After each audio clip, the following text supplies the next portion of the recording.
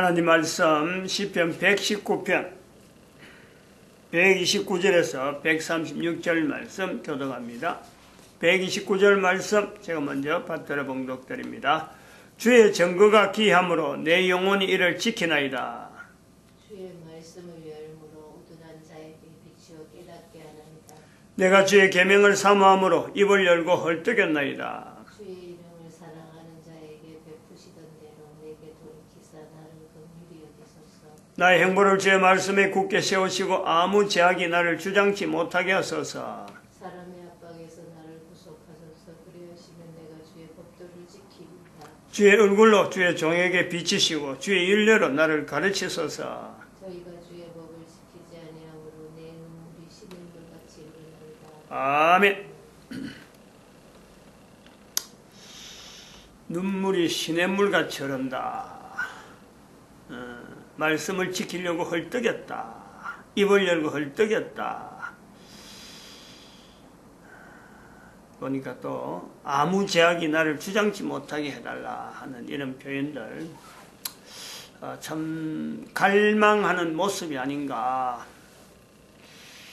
어떻게 보면은 뻔한데 형제들이나 뭐 가까이 있는 사람이 갈 길이 이렇게 갔으면 좋겠다고 뻔한데 안 간다는 거예요. 그리고 가는 것이 복된데 복되는 길을 안 가고 오히려 해가 되는 길이 분명한데 그 길을 가려고 애를 쓰는 모습을 볼 때 아마 이런 말씀에 헐떡인다, 또 시냇물같이 흐른다 이런 표현이 나오지 않겠느냐.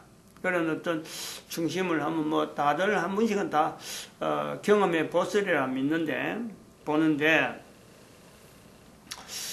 우리가 이제 이런 것을 겨냥을 할 때, 말씀, 또 예측, 이렇게 될 거다, 저렇게 될 거다 할 때, 이런 것은 뭐냐?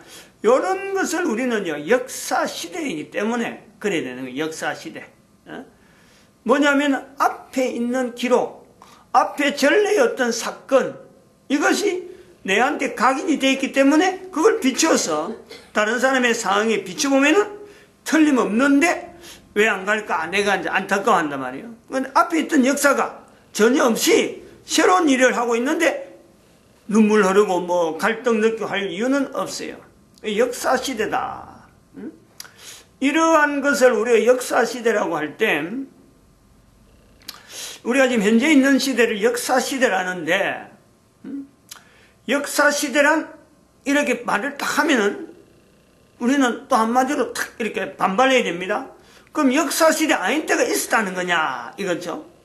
역사 시대 아닌 때가 있었기 때문에 새삼스럽게 역사 시대를 한다 이거예요. 우리가 지금 역사 시대란 말을 하는 이유는 역사 시대라고 부르지 않는 인류의 존재가 아주 무고하고 장구한 세월에 있었다. 이게 전제가 되고서 역사시대라 하는 말이 나온단 말이죠. 그래서 역사시대에서 역사시대 아니었던 그 전에 있었던 시대를 어떻게 부를 거냐? 우리는 그 창조시대라고, 그 창조 전, 전기, 창조 전기, 창조 후기, 창조 전 전기, 창조 전 후기, 창조 후 전기, 창조 후 후기. 이렇게 해서 창조시대의 한번 내용으로서 역사시대와 분명히 차별되어지는 시간적인 어떤 환경이 있었다.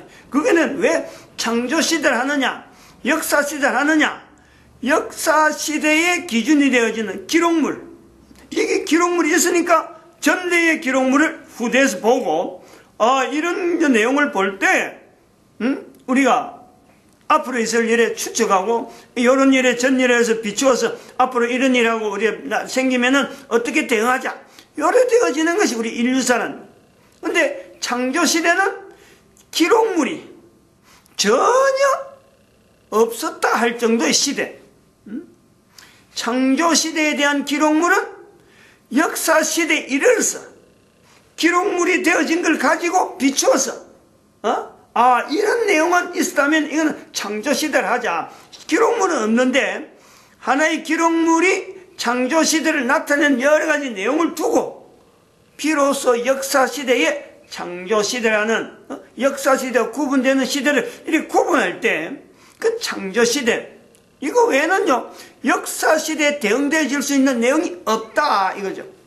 특히 지구라고 하는 이 공간에서 이 모든 인류사 전체에서 어떤 대표적으로 또 다 공통적으로 받아들여야 될 내용이다, 이렇게 보고 있습니다. 그래서 마침 그러한 기록이 성경에 기록되어 있고, 또 성경에 개신교 목사가 이 성경에 대해서 여러 가지 관점을 가지고 있는 중에 역사시대에 대해서 이렇게 쭉 인류사 주제를 가지고 하는 중에 역사시대에 대한 시간적인 차원의 시간적인 개념을 갖고 이야기하다 보니까 근거될 수 있는 게 성경밖에 없기 때문에 성경의 자료가 인용되어지는 것이, 이건 뭐 특별히 어떤 뭐 일종의 종교적인 구분을 하기 위해서, 안 그러면 뭐 참 종교에 대한 어떤 보급을 하기 위해서 대조하고 이것이 강하다, 이것이다, 그러니까 이쪽을 따르라, 이런 주장하기 하고 사람을 선도하기 하고 사람을 인도하려고 하는 의도는 전혀 없다. 이걸 분명히 전제를 하고 해서 우리가 들어야 된다, 이거죠. 한편 또 역사시대를 할 때 또 다른 한편에 우리가 볼 수 있는 것은 뭐냐니까, 역사시대의 특징은 뭐냐, 이거지. 창조시대와 역사시대에 대해서 특징이 뭘까, 역사시대에 대해서 특징이 뭘까 하나로 딱 우리가 관점을 딱 이야기한다면요, 누구든지 이게 적용되어 수 있는 것은 내하고 연관성이 있다라는 거야. 기록물이 과거에 있었던 내용이 과거에 있었던 것이 나와 연관이 있다. 이게 역사시대 특징입니다. 이거 우리가 잘 받아들여야 돼요. 다른 나라에서 기록물이 아주 오래된 건데 그게 내하고 무슨 관계가 있느냐? 그렇게 말하는 것은요, 이 역사시대는 그렇게 말하면 안 되는 거예요. 어느 거 하나라도 다 관계없는 것이 없어요. 적어도 기록물이 남겨진 과거에 있던 사건이라면 바로 내가 다 연관이 있다. 다 내하고 연관성이 있다. 다시 말하면 내 앞에 조상이 그 시대에 살았다는 거 아니야. 내 앞에 조상이 살면서 그런 사건하고 분명히 연관성이 있어서 조상들이 후손 나타보니까 내가 후손으로 주어지는 거죠. 그래서 여기에서 우리가 또 하나 연결해야 될 거는 나중에 또 나올 수 있는 내용이지만은, 아버지라 부르는 호칭, 엄마라 부르는 호칭, 어떻게 해서 아버지라 부르느냐, 어떻게 해서 엄마를 엄마라 부르느냐. 왜냐면은 이름이 다 있는데, 엄마도 이름이 있고 아버지도 이름이 있는데 왜 아버지 이름을 부르지 않고, 왜 엄마 이름을 부르지 않고 아버지는 모든 사람들하고 엄마는 모든 사람은 구분되게 엄마라 부르고 아버지라 부르느냐, 이런 부분이 있단 말이에요. 내 한 사람의 존재, 역사시대에서 내가 역사시대의 존재다, 나를 알고 계속해서 역사의 물꼬를 계속해서 이어주는 것은 바로 아버지. 나라는 존재는 아버지가 있기 때문에 내가 존재되어지는 이 위치가 있단 말이에요. 엄마는 아버지와 연결되어서 엄마를 통해서 내 한 사람의 존재에 대한 출생의 분명한 근거죠. 그러니까 이런 두 자리가, 역사와 관계된 아버지의 자리, 역사의 고리에서 연결된 아버지의 자리, 엄마의 자리라고 하는 것은 바로 내 존재에 대한 생명 자체가 분명히 존재되어지는 데서 현재적으로 분명하게 나를 인지시키는 그 존재가 엄마라는. 역사 시대에서 우리가 비춰보면 이렇다는 거, 호칭에 대한 거, 이런 거, 다른 호칭은 막 바꿀 수가 있지만요, 아버지와 엄마에 대한 이 자리는 특별히 역사 시대에서 아주 중요한 어떤 표현에서 모든 사람들이 다 이걸 사용하고 있다. 이런 것도 하나 역사 시대의 어떤 특징에서 연결해 볼 수 있는데, 조금 여기 하나 더 나가면은 왜 하나님을 아버지라 하느냐 이거예요. 왜 하나님을 아버지라 하느냐? 하나님에 계신 우리 아버지여, 아버지라 불러요. 왜 아버지라 하냐? 바로 역사성 때문이에요. 역사. 인간의 존재에 대한 근본적인 것은 아버지로부터 주어진다. 이 역사에 대해 흐르는데, 그 아버지가 아버지로 계속 가면은 바로 아담으로 연결되면서 아담이 하나님 앞에 아버지라 부르는 거야. 아버지라. 근데 그것이 아담 자체도, 아담 자체 존재 자체에 있을 때도 자기가 살아있으면서 처음부터 아버지를 했을까? 아버지를 했을까? 이제 그것을 우리가 의문점으로 잡아야 된다. 언제부터 아버지에 대한 인식이 모든 인류에게 아버지라는 개념에서 역사의 흐름에 대해서 이게 인지가 되어졌을 것 같은 어떤 시점, 아담이 첫사람인데 하나님을 아버지라 부른 시점은 언제부터일까 하는 거죠. 무슨 사건 때문에 그럴까? 그것은 우리가 지금 풀어나가는 중에 한 사람 한 사람 계속 그것을 의문을 가져야 돼요. 아버지라 하는 이름을 아담이 했을 때 그는 언제부터일까? 그것에서 이제 역사시대를 이야기하면서 이 역사시대가 제가 나와 연관성에 대한 이 내용을 우리가 아까 다시 이제 또 돌아가서 이야기하자면은 내하고 연결이 안 된 거는요, 역사라고 할 수 있는 내용이 없다. 분명히 이야기해요. 모든 역사는 내하고 연결이 있다. 근데 그 나와 연관이라 할 때 이 연관성이라고 하는 이 부분에서의 이 개념이 또한 어떤 거냐면은 예를 들면 이제 예를 들어야지. 이거 말로가 자꾸 하면 어려우니까. 우리가 방랑신 김삿갓이 있어요. 방랑신 김삿갓. 김병년 씨죠. 김병년 씨인데 꼬마 김삿갓이 워낙 유명하니까 존재 실존하는 인물이란 말이에요. 15세기쯤에서 15세기 16세기에서 있었던 우리나라에 분명히 있었단 말이에요. 홍건정 난 때 그 평안 부산강 거기에 할아버지가 거기에 있다가 그 홍건정이한테 투항한 거예요. 근데 그 투항한 그 손자가 바로 김병예라는. 근데 이제 우리가 알기는 그렇죠. 김삿갓, 방랑신 김삿갓, 이거는 대한민국 사람들은 모르는 사람은 없어요.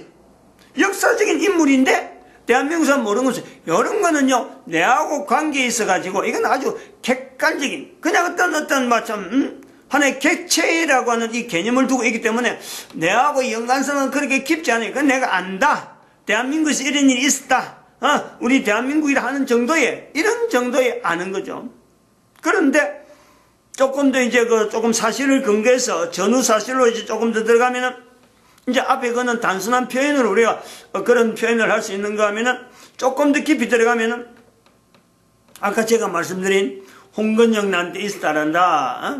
할아버지가 그랬는데 그래갖고 이제 벼슬에서 다 물러나고 아버지가 낙향을 했겠죠. 낙향했는데 이제는 아버지도 없는 때에 뭔가 벼슬 해보려고 공부를 해가지고 과거에 장원을 했는데 엄마가 그 장원한테 제목을 물어봤는데 바로 홍건적 때 투항한 부사 같으면은 거의 도지사 정도가 되지 않는가. 어떤 국가 이런 하여튼 굉장히 중요한 어떤 지방의 어떤 큰 어떤 관리인데 그것을 투항을 해놓으니까 정부에서 어떻게 하면 좋겠느냐 이런 식의 벌을 어떻게 하면 좋겠느냐 하고 물어봤는데 아주 신랄하게 형벌을 줬는데 그것이 너무 시험 낸 주제한 사람한테 너무 흡족해가지고 장언을 했단 말이에요. 근데 그 내용을 엄마가 듣고는 야, 너가 할아버지다 이랬다는 거예요. 그러니까 이제 김병년 씨가 그거에 대해서 국가에 대해서 충성하려고 하는 마음은 있고 국가에 뭔가 일꾼이 되고 싶었던 마음은 있는데 할아버지에 대한 이력이 그래 되니까 그 역사잖아요. 개인의 역사잖아요. 그러니까 꼬마 김삿갓 쏘고는 전국을 방랑하면서 그래도 족적을 남긴 것은 방탕하지 않고 상당하게 어려운 여러 가지 행적들이 많기 때문에 우리 국민들 후대에 있는 국민들이 방랑신 김삿갓에서 역사적인 어떤 자료들을 별도로 영월에 별도로 자료를 만들어주고 있다. 이런 거는 또 객관적인 자료잖아요. 근데 요 방랑신 김삿갓하고 내하고 어떤 관계가 있느냐라는 거죠. 직접적으로 내가 연결할 때에 나는 내 아버지에 있어서 나는 내 할아버지에 있어가지고 나는 과연 김병년 씨 정도의 그런 사건을 만났을 적에 과연 사건을 쓸 정도로 내가 자세를 가지고 있을까? 내한테 비춰보는 거 아니에요. 이럴 때 역사적인 사건은 나하고 분명히 연관성이 있다. 내 행동에 영향을 미친단 말이에요. 근데 전혀 무도하게 전혀 내하고 관계없다 하는 것은 역사적인 사실이지만은 그냥 일반적인 단순한 어떤 내용으로 흘러버리는가 하면은 그 자체가 역사적인 사실이기 때문에 역사 시대는 어떤 앞에 있던 내용이 내하고 누군가에게는 영향을 미치도록 되어 있는데 내가 그만 외면할 수도 있고 어떤 거는 내가 집중할 수도 있다. 이런 것이 역사 시대의 어떤 특징에 이 내용이 있다. 이렇게 보는 거죠. 예로 이제 나오는 거죠. 또 다른 예가 있어요. 예를 좀 많이 준비했어요. 지금 현재 제1야당 무슨 당이에요? 아닌데, 무슨 당이죠? 한나라당? 자유한국당. 이건 홍준표 대표가 얼마 전에 대법원에서 무죄로 판결이 났어요. 그 형사소송, 형사사건인데, 그 사건이 있었다는 거예요. 그래서 희죽이 웃는 모습이 텔레비전에 나왔다는 거예요. 이거는 이제 일반적인 객관적인 표현이에요. 그냥 단순한 표현이에요. 무죄니까 누구든지 좋아하겠지 하는데, 조금 더 상세히 들어가 보면은,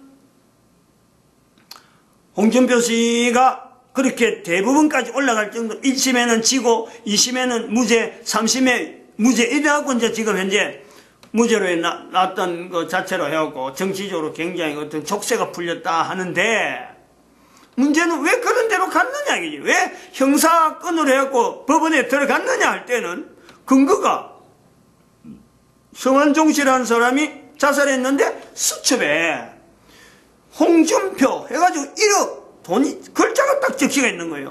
그건 이거는 분명한 사실인데, 근데 여기 이제 사람이 죽고 나니까 그 사람에 대해서 변호할 거 변호하고 해갖고 어찌 보면은 무죄로 그렇게 판결은 됐다.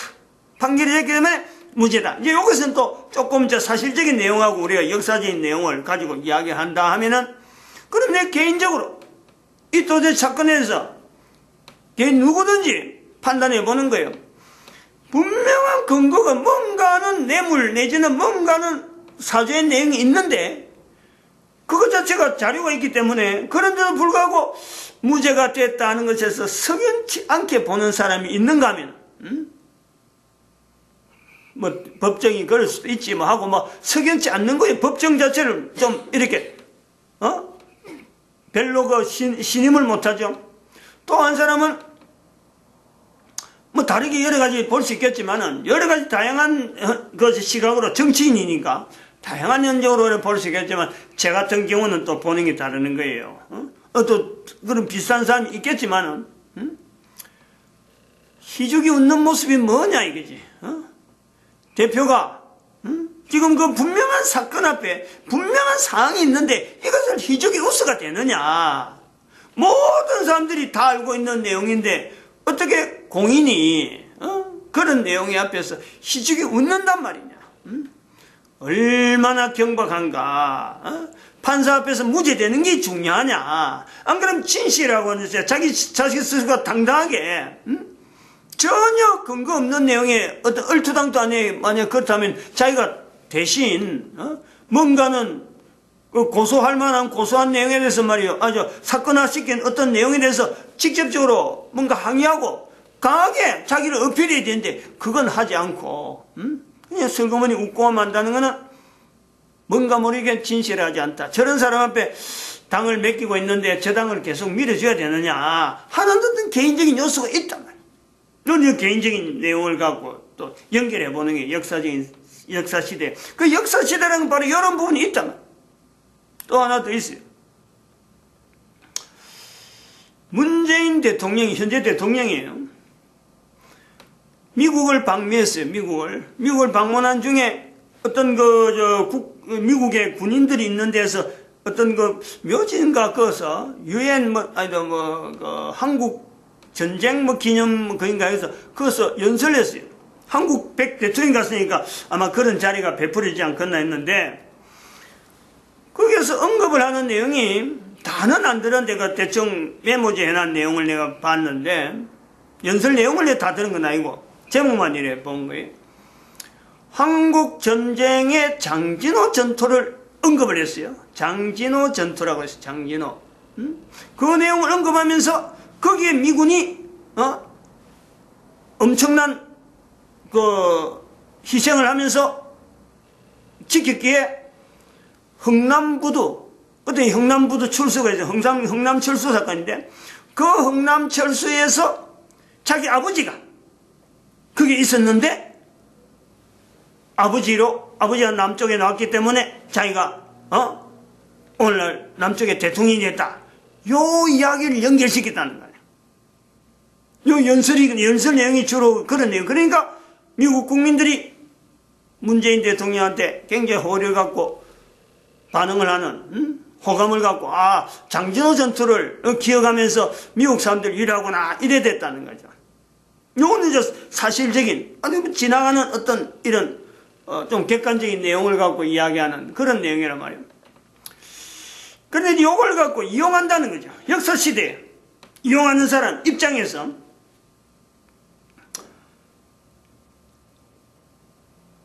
미국에 방미했을 적에 장진호 전투에 언급했던, 장진호 전투 연결했던 흥남 그 철수에 문재인 대통령 그 아버지가 선친이 마지막 빅토리아 호인가 있어요. 빅토리아 무슨 세네랄 호인가 하는 마지막 배가 있어요. 마지막 배. 그걸 아마 언급한 모양인데, 그 배를 타고 대통령의 아버지가 내려왔단다 하는 그 부분을 하나의 역사적인 사건에 조명하면서 장진호 전투를 언급하는 그 문재인 대통령의 그 미국과의 관계가 얼마나 돈독한 자세냐, 요걸 이야기를 이제 그 인터넷에 가면 막 활용하는 거예요. 제가 그래서 그런 내용에 대해서 내가 좀 반박도 하고 이랬는데, 참 그게 너무 듣기에 너무 아이러니하다, 너무 안 맞다는 거지. 만약에 그 문재인 대통령이 이제 그런 거예요. 아버지가 흥남부들을 통해서 남아한 사람에서, 그래서 만약에 미국에 대해서 그렇게 연설할 정도로, 연설하는 대통령에 대해서 연설할 정도로 만약에 그 주제를 갖고 있었다라면은 흥남부들을 통해서 철순하더라도 그건 인정한다 하더라도, 만약 그것을 가지고 미국에서 감사한다, 이 장진호 전투는요, 이거는 엄청난 우리나라 대한민국 역사에서 이게 어마어마하게 중요한 사건이거든. 만약에 그 내용에 대해서 엄중해서 미국에 감사한다 하는 표시를 했다면, 그 평소에 하고 있었다라면은, 아버지가 흥남부두에서 도와서, 살아와서 부산에 안착하면서 이렇게 자기를 키워서 결국 대통령까지 오는 이 과정에 숱한 내용이 있는데, 항상 미국의 그 장진호 전투를 만약에 염두에 뒀다면은, 어떻게 노무현 씨 시대에, 어떻게 노무현 시대가 미국하고 굉장히 갈등이 있는데 비서실장으로, 그리고 또 지금 현재 대통령이 돼가지고, 대통령 된 현재 지금의 전교조, 반미를 외치는 전교조 그 출신이 되어지는, 지금은 이제 뭐예요, 부총리, 인천 출신의 무슨 부총리, 교육부 장관도 하면서 부총리 돼 있는 김무선 씨, 아니 그 사람이 어떻게 부총리를 하여금 교육부 장관을 시키냐. 전교조 출신이고, 그 전교조들이 지금 다시 한번 합법 노조로 법내 노조로 좀 들어가려고 좀 애를 쓰고 약속한 거 지키라고 막 투쟁하고 있는, 어떻게 그러면 이런 내용을 보여주고 있던 그런 삶이 됐을까? 역사에 대해서 인용하는 이 내용이, 역사를 인용하는 그 시점하고 그런 걸음하고가 너무너무 안 맞는 거예요. 너무너무 안 맞는다. 만약에 장진호 전투의 그 어떤 위치하고 그걸 우리 대한민국 대통령 인식을 시켜서 바로 만약에 앞에서처럼 그렇게 귀한 전쟁으로서 인식시키는 그런 어떤 자세가 되었더라면은, 전교조도 안 거치고, 전교조 어떤 이것도 인식 안 하고, 이거를 좀, 거부하는 자세로 있으면서 반미하는 데서 반대 자세 있었고, 또 노무현 시대 때 비서실장 내가 못한다, 분명히 거부할 수 있는 그런 입장이 됐는데, 그거 했더라면은, 아마 지금 대통령이라면 할 수 있는 일은 장진호 전투에 참석했을 뿐만 아니라 6.25 전쟁, 6.25 사변, 즉 한국 전쟁이 있을 때 참전한 외국의 모든 군인들에게 사실은 한국군에게 지금 주는 어떤 좀 보훈제도, 이거에 걸맞는 여러 가지 혜택을요 구체적으로 실현시키고, 그들로 하여금 한국에 완전히 안전할 수 있는 어떤 영주권을, 위치를, 안 그러면 좀 땅을 하나 준다든지 전체적으로 그래 대상해가지고 대통령이니까 이 장진호 전투는 엄청나게 중요한 거예요.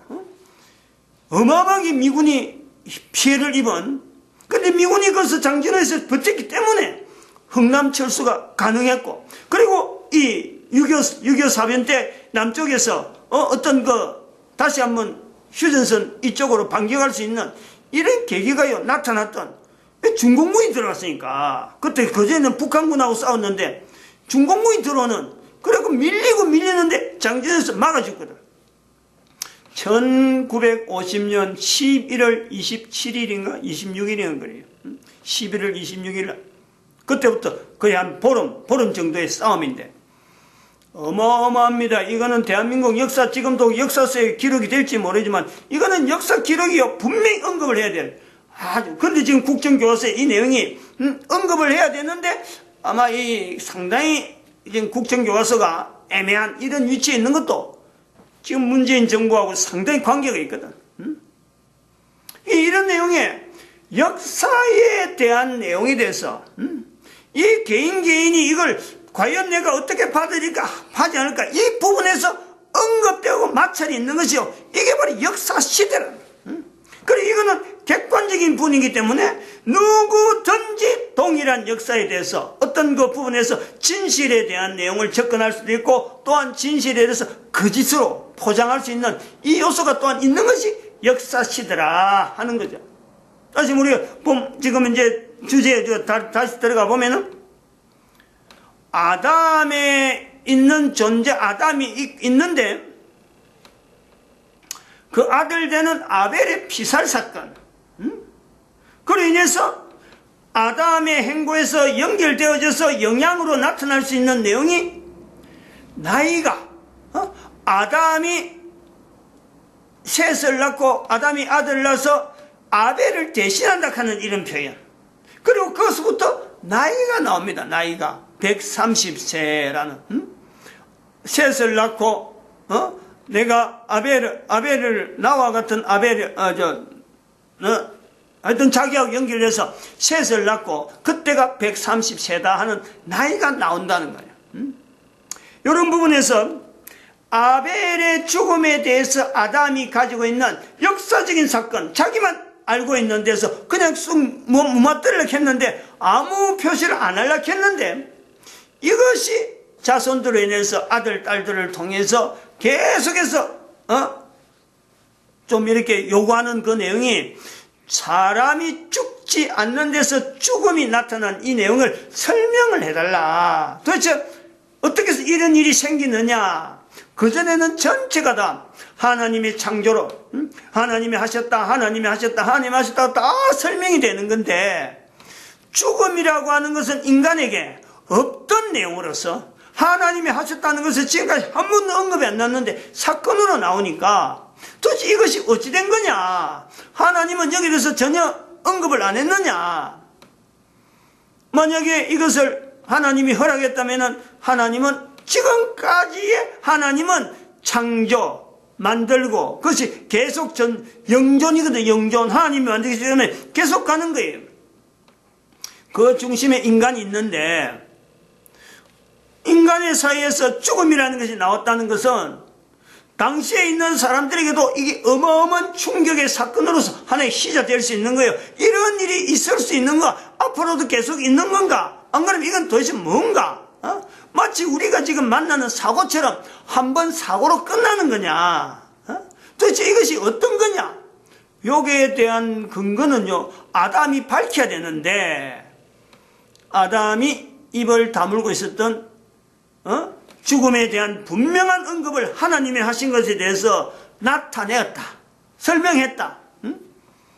창세기 2장 17절을 나타내고 창세기 3장의 사건을 다 토스를 하고, 그리고 이걸 듣는 사람들이 그로부터 나타난 반응이 하나님에 대해서, 지금까지는 하나님에서 참 창조로서 오로지 하나님으로부터 주어지는 모든 것에 대해서 하나님을 연결하다가 죽음이 있고부터는 이제부터는 멈추라는 거예요. 하나님이 죽음도 만들었는데, 죽게 사람을 죽을 수 있도록 만들어놨는데 하나님이 만드신 것이 불완전할 수가 있겠다. 이제 오버하는 거예요. 역사적인 사건 앞에서 사람들이, 어떤 사람은 그것을 이렇게 받아들이고 어떤 사람은 저렇게 받아들이고 여러 가지 다양하게 받아들이는 사건으로 나타나는 거죠. 그러니까 셋을 낳고는 아담이 자기 모양대로, 한번 봅시다. 창세기 5장에 있는 표현을 한 번 더 확인해 봅시다.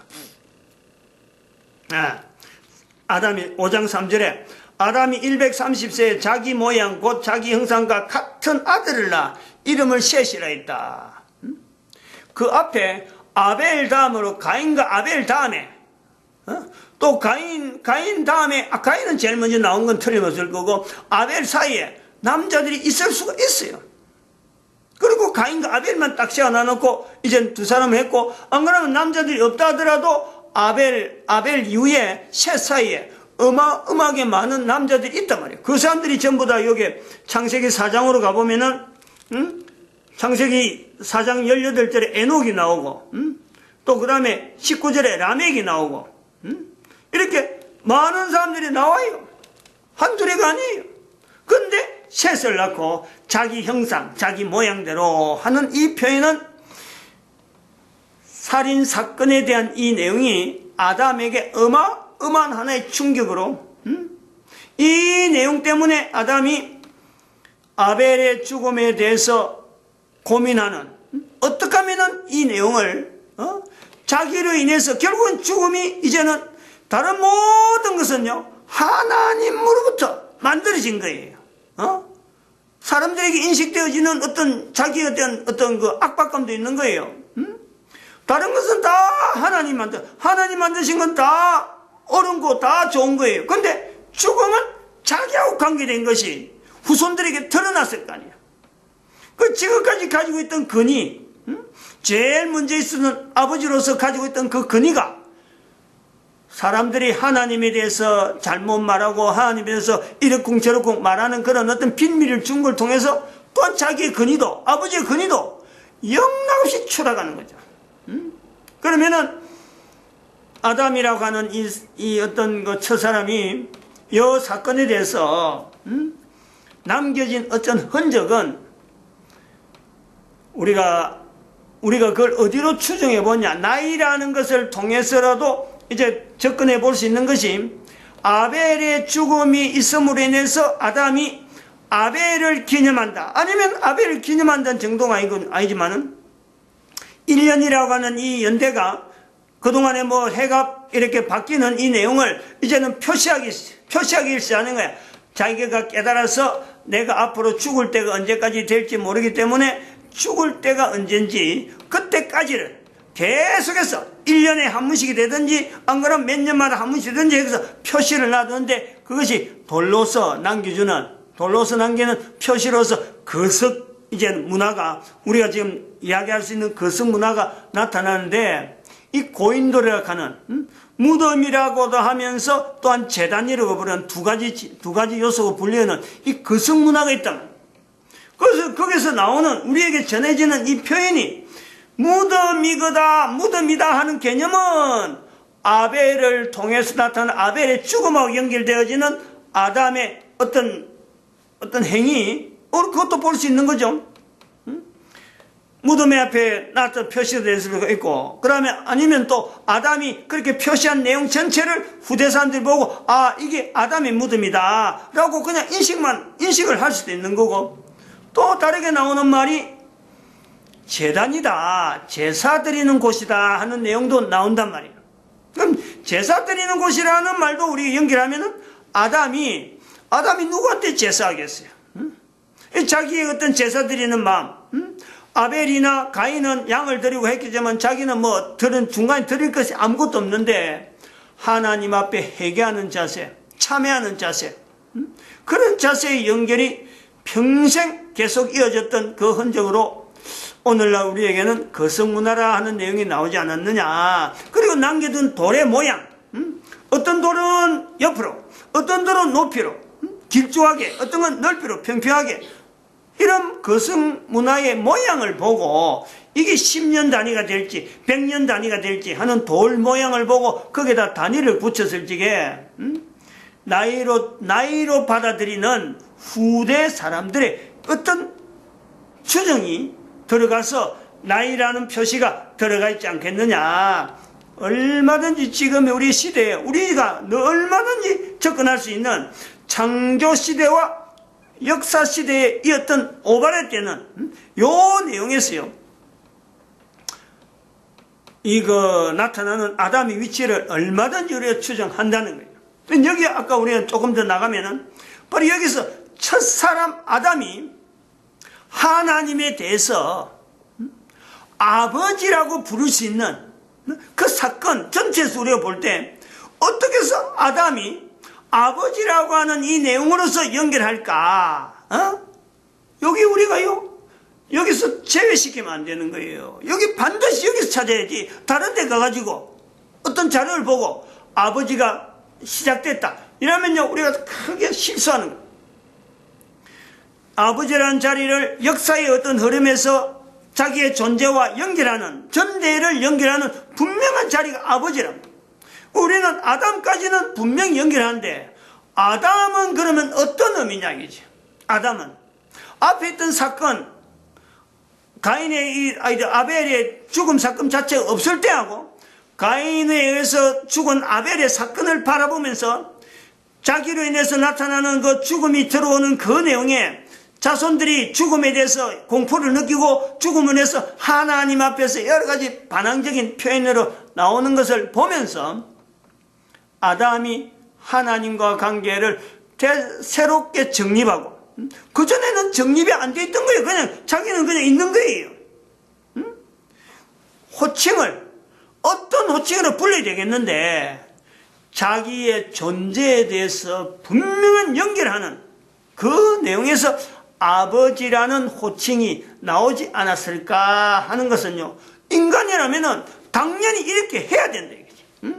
아담이 하나님하고 관계에서 개인적으로 자기의 존재를 아담만이 쓸 수 있는 단어로서 아버지란 말을 쓸 수밖에 없는 그 내용이라는 거예요.